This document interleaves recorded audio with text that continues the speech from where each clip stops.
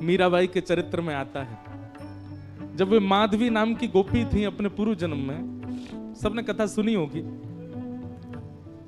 उनकी मां ने उनको कहकर के भेजा था कि तेरो श्रीदामा ते ब्याह एरो है, लेकिन लाली ध्यान रखियो तेरे श्रीदामा को जो मित्र है ना कन्हैया, बाकू अपनो मुख मत दिखाइयो। वो एक बार जाकू देख ले, वाको पातिव्रत धर्म नष्ट है जाए, अरे वाके सबरे धर्म नष्ट है जाए, वो कहीं को ना रहे वही को रह जाए बस। तेरो ब्याह एरो है, ध्यान रखियो, सबन को मुख दिखाई करियो, वाकू मोहम्मद दिखाइयो।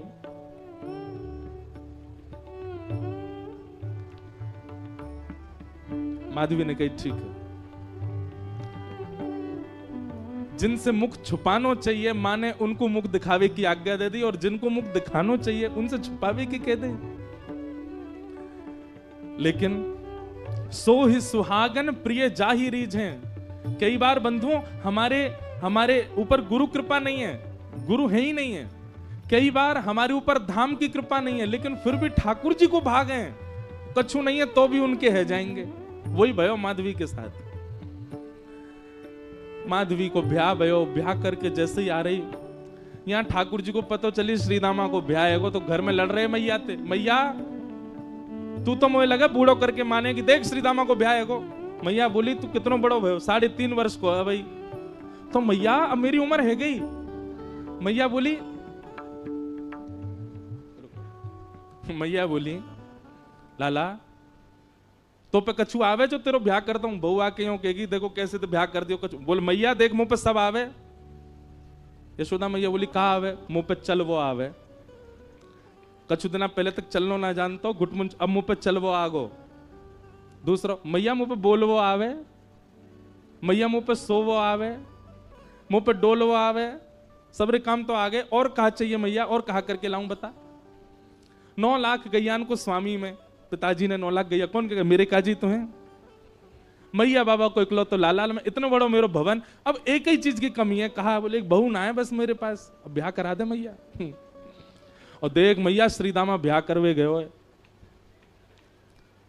मैया बोली बात मत बनाए कर, चल बैठ जा। मैया कछु काम में लगे, ठाकुर जी पीछे पीछे डोलने, मेरो ब्याह करा दे मैया, श्रीदामा की बहू आ गई मेरी ना आई है, मेरो ब्याह करा दे। मैया ने जब नहीं सुनी तो ठाकुर जी रूठ के बोले मैया देख तू मेरो ब्याह करा दे, नहीं तो श्रीदामा के घर ले आऊंगा मैं, बउआ की बहू ले आऊंगा। मैया ने ठाकुर जी डांट फटकार के भगाए दिए। ठाकुर जी को पता चली श्रीदामा की बहू आ गई है। ठाकुर जी कूदते फांदते पहुंच गए श्रीदामा के पास। ब्याह है गो? बोले हाँ। बहू कहाँ है? बोले भीतर बैठी है। बोले मुझे दिखा दे। अरे लाला तेरी भाभी है, तू देख ले। बोले भाभी ना है, वो बहू है। बोले बहू तो लाला मेरी है। ठाकुर जी बोले मोह तो ऐसा लोगो करती, बहू सबन की होए करे। श्रीदामा बोले लाला तेरी बात ऐसी है, तेरी तो भाभी है। वो बोले अच्छा ठीक है मैं देखता हूँ, नहीं देखूं तो सही बहू हो में कैसी है, मेरा ब्याह होगा तो पहले तो पता रहेगी। हाँ लाला मिल गया। ठाकुर जी जैसे ही पहुंचे, माधवी को पहले ही जाके बता दे, बोले श्रीदामा के परम मित्र श्री कृष्ण आ रहे हैं मिलवे। ओहो, कृष्ण को नाम सुनते ही माने तो मुंह ढक लिया अपना। बोले जो वही है, जाते मैया ने कही मुंह छुपा के रखना है। ठाकुर जी ने खूब अनुनय विनय किया, हाथ जोड़े पाम पूज लिए। बोले भाभी ने एक मुंह दिखाए दो। नहीं दिखाया। ठाकुर जी बोले तू जाने ना आया भाई, मेरे मुंह को देख, मेरे मुंह देखवे के काजे करोड़न वर्ष की तपस्या करें, इतना नाम जप करें, उंगली घिस जाए तब वो मेरा मुंह ना देख पाए, और मैं तेरे आगे हाथ जोड़ खड़ा हूं, तू देखना रही है। माधवी कुछ नहीं बोली। ठाकुर जी बोले ठीक है जा रहा हूं, तड़पेगी मुंह को देखवे के काजे। चले गए। लेकिन माधवी को उसी समय से बेचैनी होने लगी जैसे ठाकुर जी गए ना। अब तो कहीं भी जाती है गोपियां चर्चा भी कृष्ण की करती हैं, बैठती है तो चर्चा श्री कृष्ण की होती है, सब गोपियां आपस में बात करती हैं। तो माधवी उनको समझाती है, अरे तुम कैसी कन्या हो, अपने पति के बारे में बात नहीं करती, वो उसके बारे में बात करती रहती हो। नंद जी को लाला ऐसा, नंद जी को लाला ऐसा।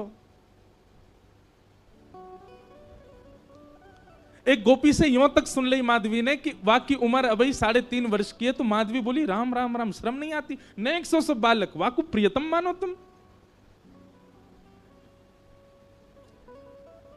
एक दिन माधवी जल भरने के लिए गई यमुना जी। और यमुना जी पर जल की गागर जैसे ही भरी, सब गोपी तो अपने अपने जल ले ले करके वहां से चली गई। माधवी थोड़ी विलंब से पहुंची, अकेली जैसे जल की घाघर भर के उठान लगी सो उठे नहीं, ऐसी भारी। अब इत को देखे कि कोई आ जाए, आकर के नेक ऊंचाई दे, आकू मेरे मूड पर धर दे, सिर पर तुम्हें ले जाऊं। खूब प्रयास किया लेकिन कोई दिखो नहीं दूर दूर तक। तभी नंद नंदन बांकी अदा से चलते भय वहां पहुंच गए। यहां पाम धरे वहां पाम धरे, मटकते भय नैन के सैन चलाते हुए। सैन मतलब जाने ना, या ते कहीं सैन। ठाकुर जी ऐसे चलाते रहे अपने बौन ने, सीधे ना रखें, सब जगह ते टेढ़े हैं, कछु ना कछु करते रहे। मतलब रात में सोते कैसे होंगे, वहां में वो सीधे नहीं सोते होंगे। यशोदा मैया नंद बाबा पे चढ़ जाते होंगे, कोई काम सीधो ना करें।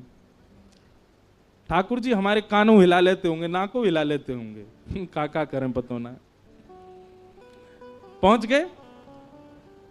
माधवी ने ठाकुर जी को देखो तो हो ना हो, लेकिन जैसे श्याम वरण श्री श्याम सुंदर सामने से आ रहे हैं, सो माधवी बोली, ओ लाला इतकुआ ने कहियो नेक मेरी मटकी उचाए दे, मूड़े धरवा दे, फिर चलो जाइयो। ठाकुर जी ज्यों ज्यों पास आते जाएं, माधवी को त्यों त्यों लगे तो सही कि यह बालक में कछु तो अद्भुतता है। लेकिन वाय ना पता ही कि श्याम सुंदरी मां ने कभी देखे ही नहीं। नेक देखे और फिर कछु काम करने लगे, लेकिन काम वाकई स्थिति ऐसी है गई कि वो और चीजन में को मन लगे नहीं रहो, वाकई नेत्र अपने आप फिर रहे हैं। एक बात याद रखना बंधुओं, ठाकुर जी ने जादना अनुभव करा दियो, इंद्रिय अपने वश में नहीं रहेंगी। आपके हाथ, आपके पाम, आपके कान, आपके नेत्र, आपकी जीव, आपकी नासिका, ये समस्त इंद्रियां, बुद्धि, मन सब हमारे वश में है। लेकिन जादना ठाकुर जी को नेक देर को भी साक्षात्कार भयो, सब ठाकुर जी को है जाएगा। अब माधवी कर तो कार्य रही है, नेक नेक मटकी को ऊंचाई की प्रयास कर रही है, लेकिन वहां के मन में बार बार यावे नेक तो देखूं याकू, और फिर नजर घुमा के देखे और फिर खुद पे विचार करे, काय को देख रही हूं मैं। फिर अपना काम करने लगे, फिर काम कर, फिर नेक तो देखूं, फिर देखे और फिर देख करके फिर दोबारा अपने कार्य में। ऐसी स्थिति है गई। माधवी ने झटपट नेत्र बंद ही कर ली, बोले देखूंगी ही ना। पता ना क्यों इतना आकर्षण है रो है। ठाकुर जी आ गए। माधवी नेत्र बंद करके, लाला नेक ऊंचाई दियो, मटकी ऊंचाई दे, उठवाए दे। ठाकुर जी बोले मेरे छोटे छोटे से हाथ मैं कैसे उठवाऊंगा। अब माधवी की स्थिति ऐसी कि रूप नहीं देख रही है, नेत्र बंद करके बैठी, पर ठाकुर जी का स्वर ऐसा लगा कि वह स्वर सुनते ही माधवी के चित्त में मानो कंपन जैसा हो गया। मैं एक बात कहा करता हूं कि आप नेत्रों से यदि बचना चाहो तो नेत्र बंद कर लो, ठाकुर जी को मत देखो, तो वो स्वर ऐसा बोल देंगे कि कान पे उनके है जाओगे। कानन में रुई लगा लो, नेत्रन से देखेंगे नहीं, कान से सुनेंगे नहीं, तो उनके तन की सुगंधी ऐसी आवेगी कि वहां से उनके है जाओगे। नासिका बंद कर लो, आंख बंद कर लो, कान छुपाए लो। बोले अब ठाकुर जी कैसे होंगे। अपनी एक कनिष्ठ उंगली से ठाकुर जी आपके हाथ को छू देंगे, बस वह स्पर्श से उनके है जाओगे। कब तक बचोगे।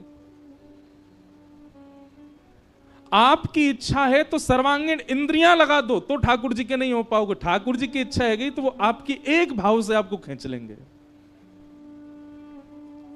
माधवी ने नेत्र तो बंद कर लिए, लेकिन स्वर ऐसा बोलो कि अब पलक अपने अपने वश में नहीं है, अपनी स्थिति में नहीं है, खुल गई अपने आप और देख लिए श्याम सुंदर।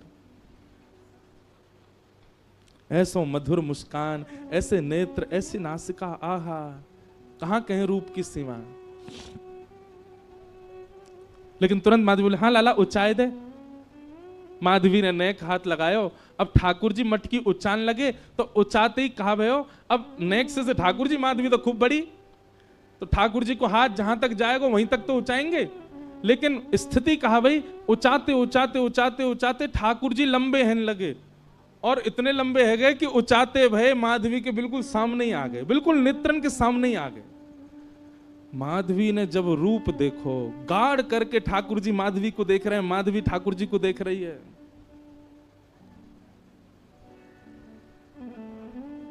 अब कहां ते ले जाएगी। अब स्थिति है का ले जावे की मटकी। बस सिर पर मटकी धरवाए के माधवी के हाथ दोनों धर के, और ठाकुर जी बस नेत्रन में देखते जा रहे हैं, क्रिया सबरी कर रहे हैं, और ये बस मटकी धराए करके, और ठाकुर जी बोले अच्छा माधवी मैं जा रहा हूं, और कह के ठाकुर जी चले गए। शाम तक ऐसे ही खड़ी रही, नेत्रों से अविरल आंसू बह रहे हैं, ना हिल रही है ना डुल रही है, कोई चेतना नहीं, कोई भावना नहीं। शाम को गोपी जब जल भरवे के काजी आई तो देखी मूर्तिमंत है करके माधवी खड़ी है। दिन भर से ऐसे ही खड़े हवे के कारण वहां को रक्त तक रुक गए हाथन को, नेत्र लाल पड़े हैं, मोटे मोटे अश्रु बिंद गिर रहे हैं।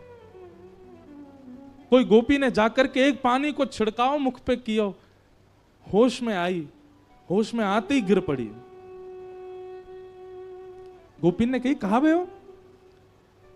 माधवी बोली वो कहां है, वो कहां है? गोपी बोली कौन?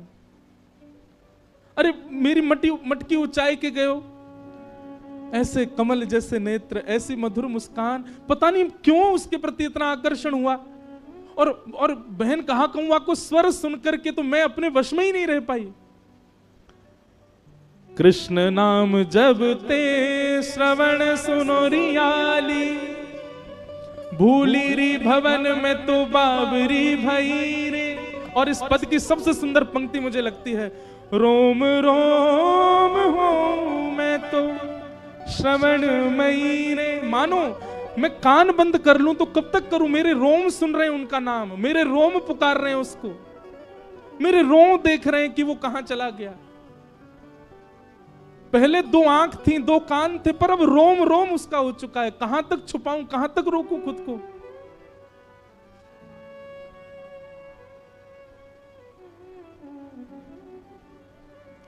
इसी भाव को चतुर्भुज दास जी कह रहे हैं, जुवती जनमन फंदना अंबुज नयन विशाल। ठाकुर जी को स्वरूप कैसा है? बोले एक क्षण के लिए दिखेगा, लेकिन वो एक क्षण के दिखवे के बाद में ऐसी स्थिति कर जाएंगे आपकी, कुछ नहीं कर पाओगे। पहले ही भैया कल ही चेतावनी दे चुका हूं मैं ये चेतावनी केवल आपको नहीं, खुद को भी दे रहा हूं। ज्यों ज्यों रस बढ़े, ज्यों ज्यों कथा में भाव बढ़े, मैं खुद को भी चेतावित करूं कि अरे भाई नेक रुक जा, नेक डट जा, ज्यादा मत जा। क्योंकि गोपी की स्थिति, हम बात करने तो बैठ गए गोपियों की, पर उस स्थिति में जाना कोई खतरे से खाली नहीं है, संसार के लिए खतरा है वो, आप कोई के नहीं रह पाओगे फिर।